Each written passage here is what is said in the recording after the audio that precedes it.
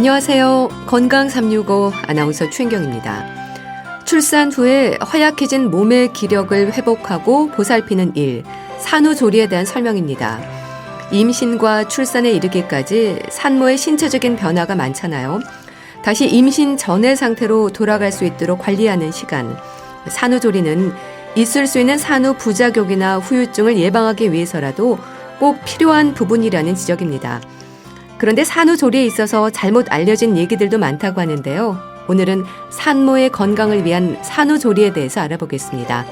8월 21일 토요일에 건강 365, 강산에 거꾸로 강을 거슬러 오르는 저 힘찬 연어들처럼 듣고 시작하겠습니다. 여름에 출산을 하고 산후조리로 이어가야 하는 분들에게는 좀 더 힘든 여름으로 기억되지 않을까 싶습니다. 임신부터 출산까지 조심해야 할 부분들이 많은데요. 특히 출산 후 조리에 있어서도 챙겨야 할 일들이 많죠. 경희대 한방병원 황덕상 교수와 함께합니다.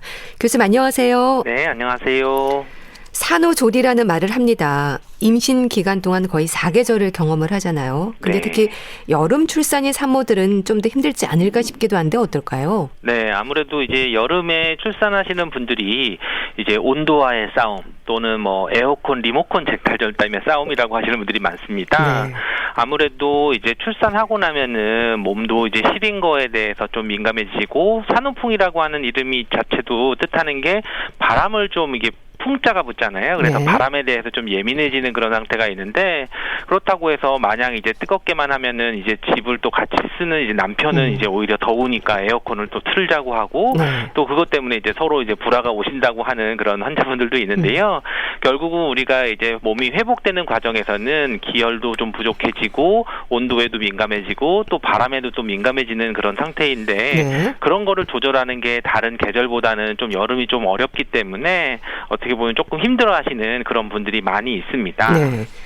이 코로나19로 집에서 산후조리를 하는 분들도 많은데요. 첫 아이인 경우에는 사실 모든 게 처음 하는 경험이라서 당황스러운 부분들도 많을 것 같습니다. 그렇죠. 아무래도 전통적으로 뭐 대가족 사회라고 할 때는 우리가 뭐 어릴 때 이제 엄마나 이모가 출산하고 산후에 회복하는 과정을 이제 간접적으로라도 경험을 할 수가 있었고, 네. 그런 것을 이제 봤던 것들이 있는데, 그런 것을 이제 책이나 또는 뭐 인터넷이나 이런 정보들만 얻을 때에는 사실 이게 정확하게 우리 쪽에서 해당되는 우리 집안의 어떤 환경이나 이런 거에 일치하는지도 또 다른 거고, 네. 또 출산하고 난 상태가 사람마다 뭐 근력도 다르고 또는 뭐 수술 과정, 뭐 출산 과정, 분만 과정에 있어서의 어떤 뭐 수술을 했다든지 아니면 회복이 더디다든지 또는 뭐 출혈이 심했다든지 또는 뭐 기운을 너무 또 오래 많이 썼다든지 하는 것들에 따라서 모두 다 상황이 다르거든요. 이제 그런 상황을 적응하지 못하고 오히려 뭐 어떤 부분적인 그런 정보나 어떤 그렇게 확인했을 때에는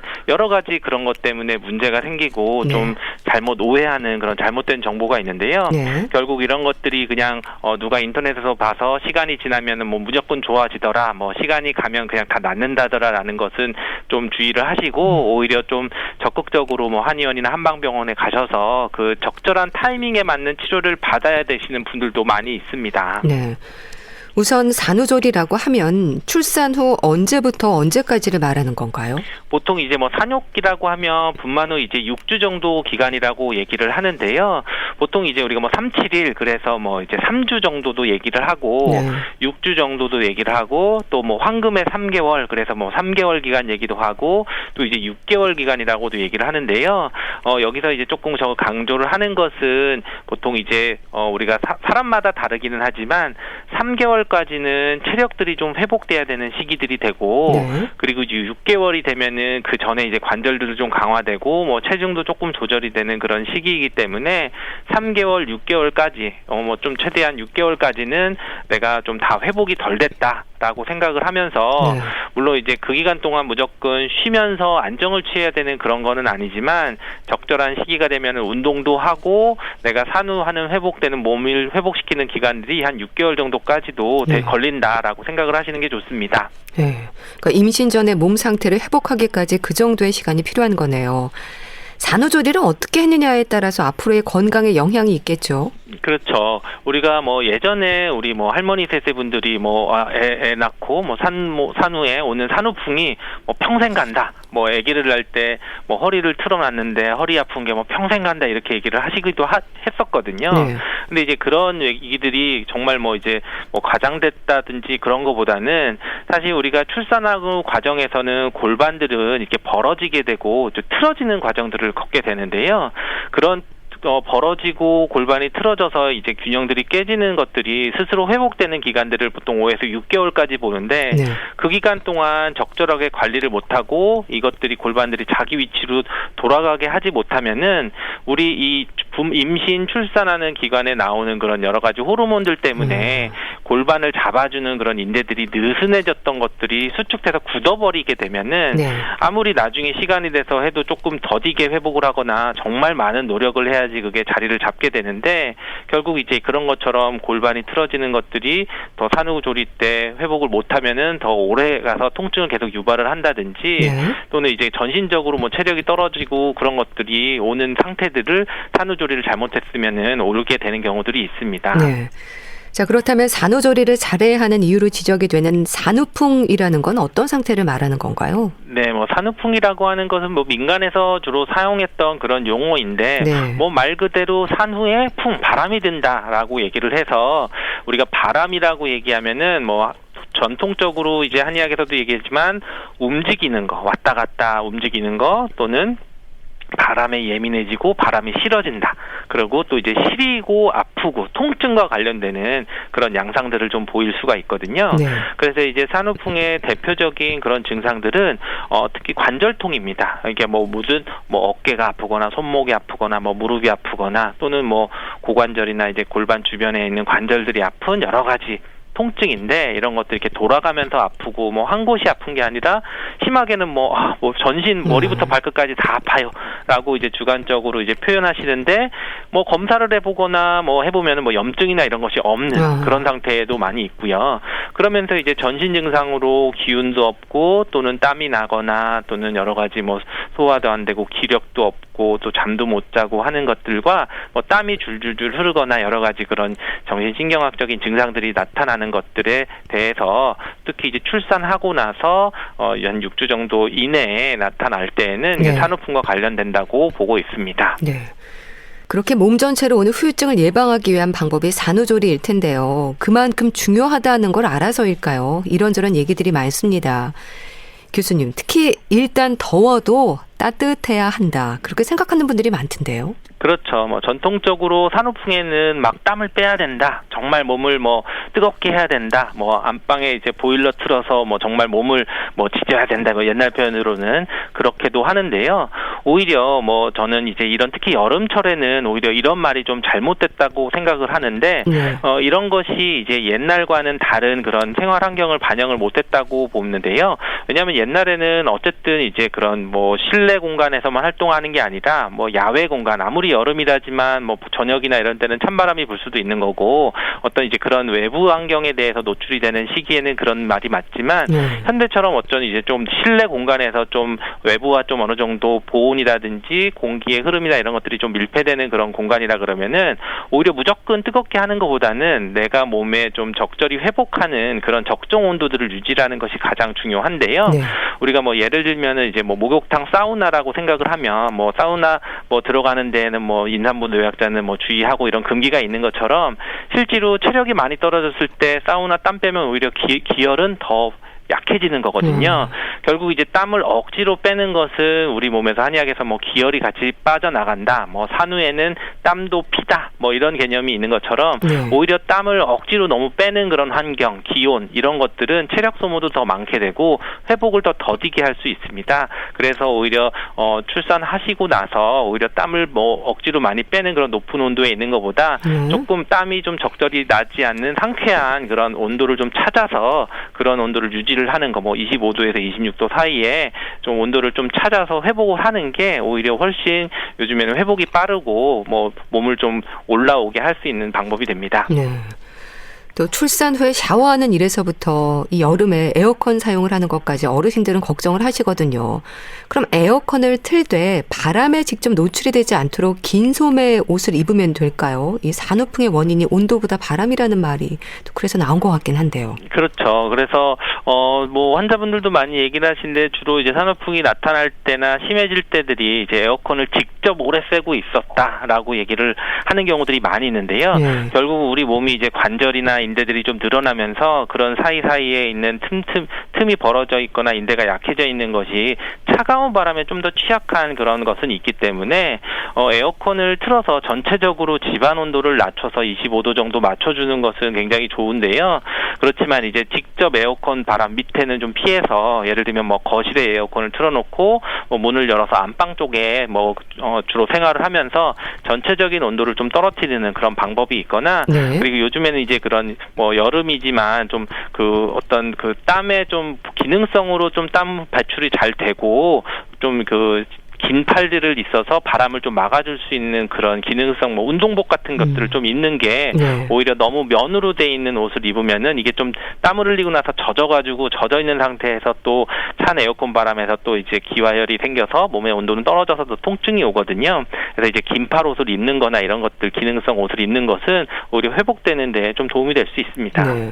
근데 에어컨이 가정마다 있는 건 아니잖아요. 선풍기로 대신할 때는 어떨까요? 선풍기 바람도 직접 쬐지는 말고 온도를 좀 내리는 용도를 써야 될까요? 그렇죠. 아무래도 뭐 전체적으로 직접적인 바람보다는 바람이 전체적으로 순환이 되면서 좀 온도를 좀 낮춰주는 쪽으로 해서 뭐 선풍기를 뭐 창문 바깥쪽으로 해서 전체 내부적인 온도를 좀 순환을 시켜서 낮춰주는 방법을 쓴다든지 하는 네. 것들이 좀 중요한 것 같고요. 물론 이제 산후풍이 심한 경우에 환자분들이 말씀할 때는 뭐 창문을 다 닫고 뭐 밀폐된 공간에 있어서도 바람이 시리다, 바람이 느껴진다라고 하실 정도로 심한 분들이 있는데 네. 그런 경우에는 당연히 뭐 치료를 해서 뭐 한약도 드시고 뭐 침 치료도 하고 해서 치료를 해서 오히려 몸 컨디션을 올라오면은 되는 거고 어느 정도 직접적으로 바람 쐬지 않고 뭐 순환을 시켜서 온도를 낮추는 용도로는 써도 무방합니다. 예. 또 여름에 뭐 식사를 할 때나 수유 중에도 땀이 많이 나지 않습니까? 이럴 때 옆에서 부채질을 해주는 가족들도 많던데요. 이 호흡도 괜찮을까요? 네, 아무래도 이거는 뭐 적절히 유지를 하시는 것은 괜찮고요. 꼭 무조건 이제 큰 바람이라고 해서 차가운 바람, 에어컨처럼 이제 정말 차가운 바람이 지속적으로 세게 오는 것들은 문제이지만 네. 사실 우리가 수유하거나 이럴 때는 굉장히 뭐 땀도 많이 나고 하거든요. 그러니까 수유 중에는 수분 섭취도 충분히 해주고 그리고 좀 온도를 전체적으로 낮춰주는 방법도 괜찮으니까 어느 정도 뭐 강하지 않게 부채질을 해주고 뭐 몸이 통증이 오거나 산후풍 증상이 뭐 생기지만 않는다고 하면은 그런 정도는 괜찮습니다. 자, 그렇다면 산후풍이 없어야 한다고 한여름에도 보일러를 트는 분들이 있습니다.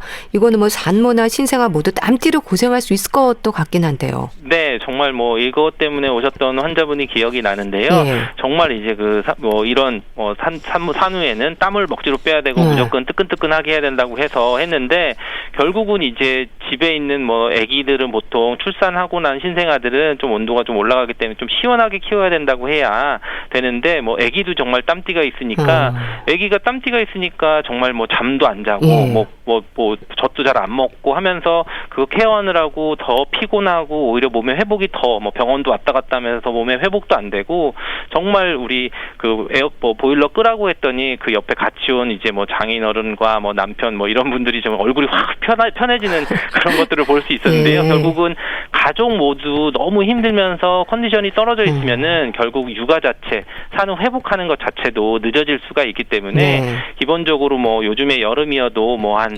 25도, 뭐 26도 정도의 온도에서 적응하는 것이 좋고요. 이게 왜 중요하냐면은 만약에 뭐 보일러를 틀어서 뭐 30도 이상으로 유지를 하는 분이 있으면 일상생활을 30도 이상의 높은 온도에서 적응을 하면 사실 우리 몸은 그 온도에 또 적응을 하는데 그러다가 외부로 나왔을 때 한 20도 뭐 초반만 돼도 굉장히 춥고 시리게 느껴지는 거죠. 그러니까 우리가 20도가 돼도 겨울에 20도는 굉장히 따뜻하게 느껴지고 20도가 여름에 20도는 굉장히 시원하게 느껴지는 것처럼 내 몸의 적응력을 오히려 떨어지고 몸에 회복되는 능력은 오히려 너무 높은 온도에서 생활하는 것은 좀 나쁜 영향을 미치게 됩니다. 네. 자, 그리고 또 교수님, 출산 후 늘어난 체중에 대한 고민을 하는 분들도 많습니다. 시간이 흘러도 살이 빠지지 않는다는 얘기를 하는데요. 일반적으로는 산후조리 기간에 체중도 회복이 되는 거죠? 그렇죠. 뭐 당연히 우리 몸에서 뭐 근력도 회복이 되고 또는 근육량도 회복이 되고 또 신체적인 능력도 회복이 되면서 체중 조절을 좀 하는 게 중요한데요. 여기서 이제 좀 뭐 체중만 얘기하면 굉장히 복잡할 수는 있지만 좀 주의하시라고 말씀드리고 싶은 게 있는데 산후 초기에 뭐 살이 뭐 며칠밖에 안 돼, 뭐 1, 2주 됐는데 회복이 다 됐습니다. 체중이 다 줄었다고 해서 이게 나는 산후 몸이 회복이 잘 돼서 그렇다는 오해는 없었으면 좋겠다는 거죠. 오히려 우리가 체중이 빠지는 시기는 한 2, 3주 정도 되면은 이제 붓기가 빠지게 되고 또는 이제 3개월이 좀 지나고 나서 그 내 몸의 체력이 회복이 되고 3개월부터 6개월까지 그러니까 6개월 때 체중이 어느 정도 뭐 1, 2kg 정도 남는 목표로 체중이 빠지는 게 가장 좋거든요. 그게 일반적으로 이제 빠지는 속도라고 하면은 그거를 뭐 한 달 만에 또는 뭐 일주일 만에 다 빠지게 되면은 오히려 나는 체력을 회복하는 기간이 없어지는 거죠. 너무 지금 힘들거나 또는 회복을 하기 위한 그런 영양 섭취가 잘 골고루 안 돼서 오히려 이런 분들은 뭐 2, 3개월째 돼서 오히려 더 체력이 급격하게 떨어지면서 정말 그때 돼서 운동 같은 거를 늘려야 될 시간에 그런 것들 근력을 회복해야 될 시간에 운동을 못 하면은 오히려 나중엔 체중이 더 이렇게 확 찌는 그런 분들이 또 있게 되는 거거든요. 그렇기 때문에 우리가 체중 조절할 때에는 초반에 너무 빨리 빼는 것보다는 오히려 적정하게 초반에는 조금 유지를 하면서 체력을 좀 회복을 하고 그리고 그 중 한 3개월 지나면서부터 운동을 좀 더 적극적으로 늘리고 그러면서 이제 식사량도 조금 조절을 하면서 오히려 살을 빼는 게 오히려 그런 여러 가지 산후풍도 예방할 수 있고 산후의 회복을 도와주는 그런 체중 감량 속도이기 때문에 오히려 이제 그런 거를 좀 주의를 하셔야 되는 거고 초반에 오히려 뭐 체중을 너무 많이 빠지는데 모유량이 줄어드는 걸 또 걱정하는 분들이 있거든요. 결국 이제 모유도 우리 몸에서는 피가 잘 만들어져야 되는데 당연히 체중이 빠지고 영양이 불균형하면 모유량도 부족하고 체중 뭐 피도 보혈시켜주는 게 부족해서 회복이 더뎌지는 그런 이치가 됩니다. 운동도 그렇고요. 먹는 음식도 그렇고 사람마다 좀 다르긴 할 것 같은데 어떻게 얘기하면 될까요? 네, 그렇죠. 이거는 사실은 저도 딱 일괄적으로 말하기 어려운 부분인데 그것은 왜냐하면 제일 중요한 건 사람이 원래 이제 그 임신 전에 내가 어떤 비만도가 어떠냐, 과체중이었냐, 또는 말랐느냐, 또는 임신할 때 체중이 몇 킬로가 늘었고 또는 뭐 분만하는 과정에서 출혈이 많았느냐, 회복되는 이런 것들이 다 여러 가지도 많이 있어가지고 좀 뭐 일괄적으로 말하기는 어려운데요. 결국은 이제 그렇지만 내가 3개월, 6개월이라고 하는 그 시간 동안 통증이 없고 체중이 잘 회복하는 것들을 좀 보시게 되고 그 기간에 맞춰서 이제 운동이나 이런 것들을 좀 적절히 하시면 되고 만약에 이제 통증이 있거나 뭔가 몸 컨디션이 안 좋으면은 꼭 이제 뭐 병원이나 또는 한의원이나 한방병원에 오셔서 진료를 받으시면은 그런 곳에 대해서 지금 상태를 좀 평가를 받고 좀 어떤 적절한 대처 방법을 좀 교육을 받고 가시는 것도 좋은 방법이 됩니다. 임신 기간부터 출산까지 먹고 싶은 음식을 원 없이 먹었다는 분들이 많잖아요. 교수님, 산후조리 중에는 어떨까요? 몸이 완전히 회복이 되기 전이라서 조심할 필요가 있지 않을까 싶기도 한데요. 그렇죠. 사실은 이제 뭐 임신 기간부터 출산까지 원 없이 이제 먹고 싶은 이런 거는 어떻게 보면 이제 태교적인 관점에서는 좀 안 좋을 수도 있는데 왜냐하면 태교라고 하는 게 사실 아기 뱃속에 있을 때 잘 먹고 주의를 해야지 오히려 출산하고 나서 이제 건강한 것이 된다고 하는데 뭐 최근 연구에서 모유 수유하는 엄마들의 모유에서 황공 호르몬이 거의 많은 사람들이 검출된다는 연구 보고도 있거든요. 그래서 이게 뭐 종류에 따라서는 정말 뭐 거의 100% 가깝게 뭐 나오는 것들이 있다고 얘기를 하는데 결국은 이게 우리가 먹는 모유나 이런 것들이 엄마가 먹는 음식이나 생활 습관하고도 좀 연관이 되는 것이기 때문에 조금 아무거나 먹는다기보다는 기본적으로 이제 담백하고 그리고 좀 안전한 음식인데 안전한 음식들은 뭐냐면 그 원재료가 확인이 되는 그런 조리가 가능한 이런 음식을 드시는 게 아무래도 좀 안전한데요. 물론 이제 육아하시면서 뭐 이제 요리까지 하는 거는 좀 힘드실 수는 있지만 어떻게 보면 이제 선택되는 그런 뭐 우리가 패스트푸드라든지 또는 너무 이렇게 즉석식품이나 이런 종류들 이런 것들은 좀 피하시고 될 수 있으면 이렇게 원재료를 좀 확인할 수 있는 담백한 음식이나 또는 그런 종류들을 좀 선택을 하시는 게 좋고 또 이제 산후에 오히려 뭐 다이어트를 한다고 해서 너무 급격스럽게 초저열량식, 열량을 줄여가지고 나는 뭐 다이어트를 할 거야라고 하는 것보다는 오히려 이제 골고루 균형 잡힌 식사를 하시는 게 오히려 이제 모유량도 좋고 아기도 건강할 수 있는 그런 방법이 될 수 있습니다. 네. 뭐 소화라든지 배변을 위해서도 너무 기름진 음식이라든지 흔히 말하는 보양식을 집중해서 먹는 거 좀 삼가야겠어요. 그렇죠. 뭐 우리가 출산하고 나서 뭐 어떤 특정 뭐 가물치를 먹었다 아니면 뭐 다른 흑염소를 먹었다 이런 얘기들 많이 하시는데 어떤 면에서 보면 그런 음식들이 이제 고단백 음식일 수는 있거든요. 네. 근데 이제 우리가 요즘에 현대 우리가 살아가면서 단백질 섭취를 어떻게 하냐고 보면 평소에 사실은 뭐 특별히 어떤 뭐 단백질을 섭취를 못하는 게 아니라 좀 충분히 좀 과잉되는 부분들이 좀 많이 있으니까 오히려 그 출산하고 나서는 체력이나 이런 거 떨어졌을 때는 뭐 기름지거나 이런 보양식에 집중하는 것보다는 내가 잘 먹고 소화가 잘 될 수 있는 음식을 먹는 게 훨씬 그런 건강을 좋고 또는 이제 산후의 회복을 좀 도와주는 그런 음식 종류가 될 수 있습니다. 네. 또 미역국, 호박죽, 이 평생 먹을 미역국과 호박죽을 산후조리 기간에 다 먹었다고 말하는 분들 많지 않나요? 네, 그렇죠. 이건 어떨까요? 물론 이제 미역이 주는 그런 뭐 기능들이 기본적으로 뭐 우리 몸에서 영양도 좀 도움이 되고 산후의 몸 조리용으로 여러 가지 면에서 좀 도움이 될 수는 있는데요. 저는 뭐 미역국만 먹다가 질려가지고 나중에 국도 안 먹고 이제 그러는 것보다는 네. 오히려 뭐 땡길 때는 뭐 소고기국도 먹고 아니면 뭐 된장국도 먹고 오히려 좀 내가 골고루 해서 영양이 좀 잘 갈 수 있는 뭐 기본적으로 영양이라 그러면은 탄수화물, 단백질, 지방이 우리 뭐 필수 3대 영양소라고 하듯이 이게 잘 섭취를 할 수 있는 쪽으로 좀 종류를 바꿔가서 드시는 거는 전혀 문제가 없습니다. 네. 네. 그 흔히 말하는 3, 7일까지는 뭐 손수건도 짜면 안 된다고 말씀하시는 분들이 있습니다. 교수님, 이거는 또 관절 건강을 위한 말인 것 같기도 한데 어떻게 이해하면 될까요? 그렇죠. 이제 관절 건강은 제일 중요한 게 이제 골반 주변에 있는 관절이 가장 크고 가장 중요한 그런 균형이 되는데요. 그 골반 관절이 회복이 되는 자리를 잡고 하는 것들은 호르몬 변화 때문에 한 5에서 6개월이기 때문에 단순히 3, 7일 정도만 뭐 참거나 그러는 게 아니라 6개월까지는 관절이나 이런 너무 무리하는 것들은 좀 주의를 하시면서 대신에 그렇다고 해서 너무 쓰지 않고 안전하게 두는 것보다는 이 근육이나 인대들이 좀 튼튼하게 되고 수축을 해서 제자리를 잡아가기 위해서는 능동 운동이 정말 중요합니다. 그러니까 물론 이제 한쪽으로 계속 이제 손수건을 짜거나 어떤 일에 있어서는 그 관절을 이제 한쪽 방향으로 단순 작업을 하는 거기 때문에 무리가 올 수가 있지만 운동이라고 하면은 이제 좀 뭐 왼쪽 오른쪽 뭐 또 안쪽 바깥쪽으로 해서 균형 있게 운동을 하는 것들은 6개월까지 꾸준히 하면서 관절들을 강화시켜주는 것은 오히려 더 회복에 도움이 되고 관절들의 안정성을 확보되는 데 더 중요하기 때문에 너무 아끼는 것보다는 오히려 가볍게 운동을 해주시는 거는 6개월까지 꾸준히 해주시는 것이 좋습니다. 네.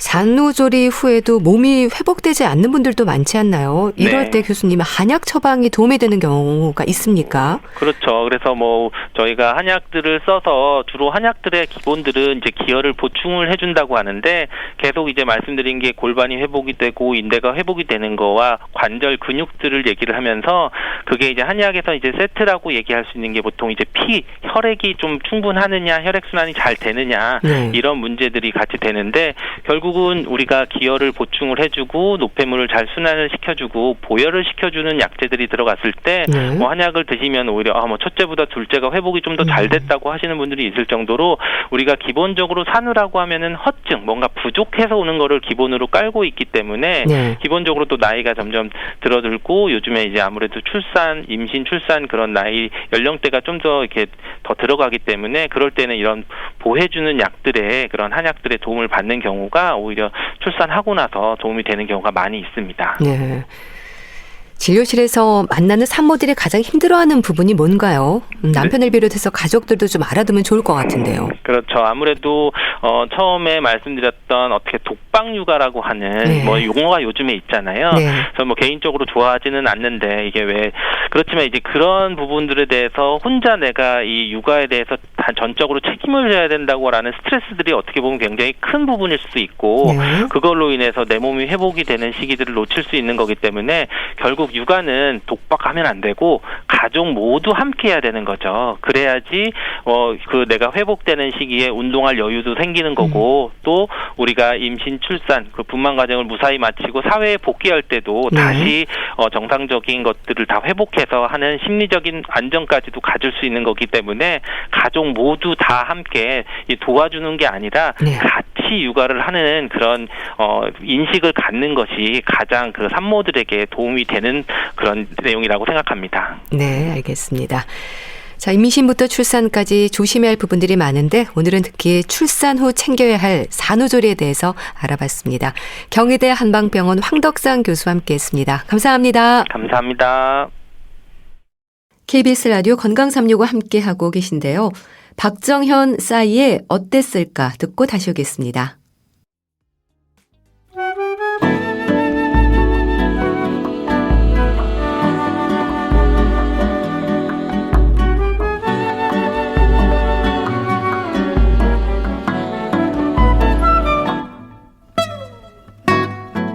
건강한 하루의 시작.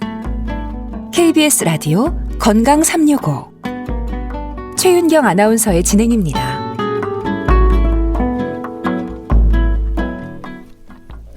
KBS 라디오 건강365 함께하고 계십니다. 주말 이 건강을 주제로 하는 책 한 권 북컬럼니스트 홍순철 씨 연결합니다. 안녕하세요. 네, 안녕하세요. 아, 해보세요. 이 책 제목이 아, 해보세요. 이건 뭐 치아 건강과 관련한 얘기인가 봐요? 맞습니다. 사실 어릴 때나 그리고 어른이 돼서도 제일 가기 꺼려지는 병원이 있다면 아마 치과일 것 같습니다. 참 네. 가기 힘든 곳이에요. 네. 웬만큼 아파서는 치과에 잘 가지 않는데요. 그 말은 일단 치과에 왔다란 이야기는 충치가 상당히 진행되었다라는 의미로 받아들일 수도 있을 것 같습니다. 네. 하지만 이가 아파도 현실적으로 돈이 없어서 치과에 감히 가지 못하는 사람들도 상당히 많이 있다고 그럽니다. 네. 가난한 사람들, 노숙자, 가끔 보면 이런 분들의 모습이 TV 화면을 통해서 비춰지게 되지 않습니까? 그런데 이런 분들의 얼굴을 보면 안타깝게도 대부분 치아가 건강하지 못하다라는 공통점을 지니고 있습니다. 네. 오늘 소개해드리는 해보세요라고 하는 책은요, 당신의 치아를 보여주면 당신이 어떤 삶을 살고 있는지 알려드리겠습니다. 라고 이야기를 해요. 이 책은 치아에 새겨진 불평등의 이력들을 소개해주고 있는데요. 예. 미국 출신의 의료 전문 저널리스트인 저자 메리 오토는 8년 동안 기자 생활을 하면서 보건 및 빈곤 문제를 심층 취재했습니다. 그리고 특히 미국의 구강 건강을 다룬 기사를 많이 썼는데요. 네. 이번에 책을 통해서 치아 건강을 통해서 드러난 미국의 불평등의 불편한 현실을 소개하고 있는 겁니다. 단순한 치아 건강에 대한 책이 아니네요. 그렇습니다. 치아 건강에 불평등이 숨겨져 있다. 글쎄요. 충치는 뭐 생활 습관의 문제가 아닐까 싶기도 한데요. 다들 그렇게 쉽게 생각할 수가 있어요. 그리고 분명히 생활 습관이 구강 건강에 영향을 미칩니다. 예를 들어 어려서부터 단 음식을 자주 먹고 양치질을 게을리하면 충치에 노출될 가능성이 높아지겠죠. 네. 그런데 어려서부터 단 음식을 자주 먹고 양치질을 자주 하지 않을 확률이 높은 부류가 누구일까? 생각할 필요가 있다는 거죠. 네. 자주 치아 건강을 확인하고 미리 예방하거나 간단한 치료를 할 수 있는 부류는 또 누구일까? 네. 이 책은요, 우리의 치아는 생각보다 강하다라고 이야기해요. 물 속에서, 불 속에서, 심지어 무덤 속에서도 몇백 년 동안 버틸 수 있는 게 우리 치아입니다. 그런데 가난한 삶이라고 하는 재앙이 우리의 치아를 파괴한다라고 강조하고 있는데요. 네. 이 책은요, 치아 감염을 치료하지 못해서 발생한 합병증 때문에 2007년에 사망하게 된 미국 메릴랜드 출신의 소년 데몬테의 이야기를 소개하면서 시작이 돼요. 데몬테는 12살이었는데 네. 12살 때 사망을 했어요. 이 소식이 세계적으로 큰 충격을 안겼습니다. 사망의 원인이 충치였기 때문인데요. 언뜻 이해가 잘 되지 않잖아요. 대문태는 노숙인 보호시설에서 남동생과 함께 살았습니다. 그런데 제때 충치 치료를 받지 못해서 그 박테리아가 뇌에까지 번지게 돼요. 결국 그것 때문에 숨지게 됩니다. 그렇군요. 태어나서 한 번도 치과 치료를 받아본 적이 없었는데요. 네. 근데 너무나 안타깝고 또한 역설적인 사실은 그가 사망한 곳에서 멀지 않은 볼티모어 지역에 1840년에 세계 최초로 문을 연 치과 대학이 있었다라는 거예요. 네. 무슨 얘기냐면 돈만 있었으면 치료를 받을 수 있었을 예. 상황인데 그렇지 못했기 때문에 그가 결국 사망하게 됐다라는 겁니다. 참 태어나서 단 한 번도 치과 치료를 받지 못했다. 글쎄요, 이게 설마 싶기도 하지만, 그러니까 설마가 아니라 현실이라는 얘기잖아요. 그렇습니다. 이 책에 미국의 사례가 다양하게 소개가 되고 있거든요. 예. 근데 사실 우리나라의 의료 체계에서도 치과 치료에서는 사실은 여러 가지 불평등의 요소가 좀 숨겨져 있는 것 같습니다. 미국의 치과 의료라고 하는 무질서한 세계를 들여다보고 있지만 우리의 상황 역시 별반 다르지 않은 걸 발견하게 되는데요. 네. 우리나라도 치과 치료는 다른 진료에 비해서 비싸게 유명합니다. 맞아요. 이런 이유 때문에 치아가 아프지만 병원에 갈 엄두를 내지 못하는 사람들도 많아요. 네. 병원에 갔는데 일단 충치를 치료하기 위해서 뚫어놨는데 여기를 떼어야 되는데 그 비용이 없다 보니까 그냥 그대로 사는 분들도 상당히 많이 있다고 그럽니다. 치아 건강은 한 번 방치하면 더 큰 비용을 지불해야 되는 악순환으로 이어지는 경우가 많이 있다라는 거죠. 네. 책에 나온 사례처럼 삶의 질이 파괴되고 목숨까지도 위협당하는 게 바로 충치의 문제인데요. 레미제라블이라고 하는 고전, 거기에서 팡틴이라고 하는 인물은 공장에서 해고된 뒤에 딸 코제트에게 보낼 돈을 마련하기 위해서 자신의 머리카락을 잘라 팝니다. 그리고 급기야 어금니까지 뽑게 되는데요. 네. 당시 가난한 사람들의 치아가 부유한 사람들에게 팔리던 이식됐던 현실이 그 소설에 고스란히 반영되어 있어요. 예. 이 책에도 치과 치료비를 마련할 수 없어서 병원에 가지 못하고 고통을 안고 사는 사람들, 그리고 그들이 참다 못해서 무료 진료소에 가게 되는데 거기에서 길게 줄을 선 채 달치를 기다리고 있는 미국의 풍경이 소개가 되고 있는데요. 저자는 그런 모습을 일컬어 현대판 레미제라블이다라고 표현하고 있습니다. 네. 그러니까 문제는 돈이네요. 그렇습니다. 사실 치과에 가보신 분들은 아실 거예요. 치과 치료에는 보험 적용이 되지 않는 것들이 상당히 많습니다. 네. 크라운을 씌우거나 혹은 다른 충치 치료의 경우도 보험이 적용되는 범위가 상당히 한정적입니다. 이게 바로 사람들로 하여금 치과 치료를 꺼리게 만드는 중요한 요인이 될 수 있다는 거죠. 네. 21세기에 이르러서 항생제와 치료법이 발전하면서 치아 감염에 따른 사망 사건은 사실상 크게 줄었습니다. 그런데 여전히 돈이 치과 치료를 막고 있는 문제가 되고 있다는 거죠. 보장 항목이 적은 보험에 가입하거나 보험 가입 자체가 불가능하면 진료를 받기 어려운 게 치과 치료의 현실인데요. 예. 미국의 경우에 의료 지원 제도인 메디케이드라는 게 있습니다. 근데 이걸 적용받는 저소득층 환자는요, 의료진에게 환영받지 못한다고 그래요. 네. 그러다 보니까 미국의 저소득층의 성인 3명 가운데 1명이 치과 치료를 받지 못하고 있고, 그리고 그로 인한 충치, 거기서 발생한 그 수치감 때문에 제대로 웃지도 못한다는 통계 조사도 있다고 그럽니다. 실제로 앞니가 부러진 아이의 부모로 가정을 해서 책에 보니까 85개 치과에 치료를 받기 위한 전화를 돌려봅니다. 예. 민간 의료보험 가입자라고 말했을 때 95%의 병원이 예약을 받았어요. 예.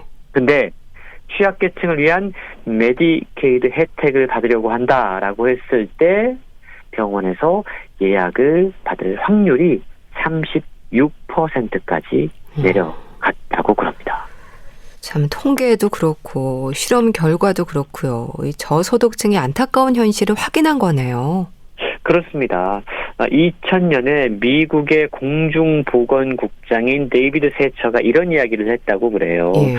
구강 건강으로 고통받는 사람들은 모두 가난하다. 특히 어린이와 노인이 취약하다라는 건데요.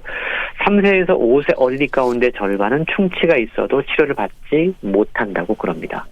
문제는 구강 보건에 쓰이는 돈이 미국에서 항상 너무 적다라는 겁니다.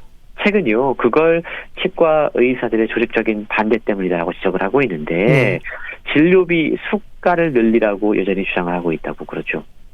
실제로 이 치과 치료의 역사가 책에 소개가 되고 있거든요. 20세기 초에는 충치 예방에 관심을 두는 일종의 진보의 시대가 있었다고 그럽니다. 네. 그리고 그때 미국의 학교, 군대 이런 곳에서 공중위생 서비스와 교육을 담당하는 치위생사가 배치가 돼 있었다고 그래요. 그런데 1차 세계대전 이후에 치위생사가 늘어나자 치과 의사의 역할이 줄어든다라는 그런 어떤 의료계의 로비와 또 치과 의사들의 공포와 함께 반동이 일어나서 학교라던가 군대에서 치위생사가 사라졌다고 그럽니다. 네. 그러니까 인구 전체에 구강보건 의료를 제공하려는 시도가 실패하고 말았고요. 그 이후에는 예방하는 사람이 없다 보니까 충치를 만드는 세상이 됐다라고 책은 표현하고 있습니다. 그렇군요. 여전히 이 현실이 반복되고 있다고 지적하고 있는데요. 가난에 따른 치과 진료 포기는 우리나라도 예외가 아닌 것 같아요. 2019년 통계 자료가 책에 소개가 되고 있는데 예. 가장 부유한 소득 5분위 가운데 50명 중에 1명이 그리고 가난한 소득 1분위 7.5명 가운데 1명이 치과 치료를 받지 못하고 있다고 그럽니다. 네. 가난한 사람일수록 치과 치료를 받지 못한다는 게 통계를 통해서 나타났다라는 거죠. 그래도 불구하고 미백, 교정, 보철, 잇몸 성형 이런 거 일컬어 우리가 미용 기술이라고 이야기하는데 네. 이런 것들이 치과 진료의 80% 이상을 차지하고 있다고 그럽니다. 네. 사실 치아는 건강뿐 아니라 삶의 질과도 연관이 되는 부분이잖아요. 근데 특히 이렇게 돈이 없어서 치료를 받지 못한다는 것도 또 하나의 소외겠어요. 그렇습니다. 사실 이 문제를 개선하기 위해서 이 책이 탄생한 거고요. 예. 의료계의 현실에 상당히 뼈아픈 지적들을 하고 있습니다. 고쳐야 될, 개선되어야 될 부분들이 상당히 많이 있는데요. 네. 치통은 일단 상당히 고통스럽습니다. 그렇죠. 이게 오래전부터 인류를 네. 괴롭혀온 문제거든요. 심지어 이집트 미락 가운데 하나는요. 치통 때문에 턱을 동여맨 상태로 발굴되기도 했다고 그래요. 예. 이가 아프면 잠을 제대로 잘 수가 없습니다. 먹는 즐거움도 빼앗겨요. 그리고 일에 집중할 수도 없습니다. 또한 문제는 이 치아 문제는 삶의 질과도 관련이 되는데요. 네. 치아를 잃으면 자신감 있게 입을 벌려서 말하지도 못하고 활짝 웃지도 못합니다. 그리고 이게 일자리를 얻기 힘든 문제로까지 이어지게 됩니다. 네. 그런데 충치는 예방이 가능하지만 가장 널리 퍼진 만성 질환이 되어버렸다라고 제가 지적하고 있는데요. 네. 사람들은 치료 대신에 고통을 감내하면서 버팁니다. 왜 그럴 수밖에 없는지 그 현실을 되돌아봐야 한다는 거죠. 네. 우리가 한밤중에 배가 아프면 병원 응급실에 가잖아요. 근데 한밤중에 이가 아프면 어떻게 합니까? 참아야죠.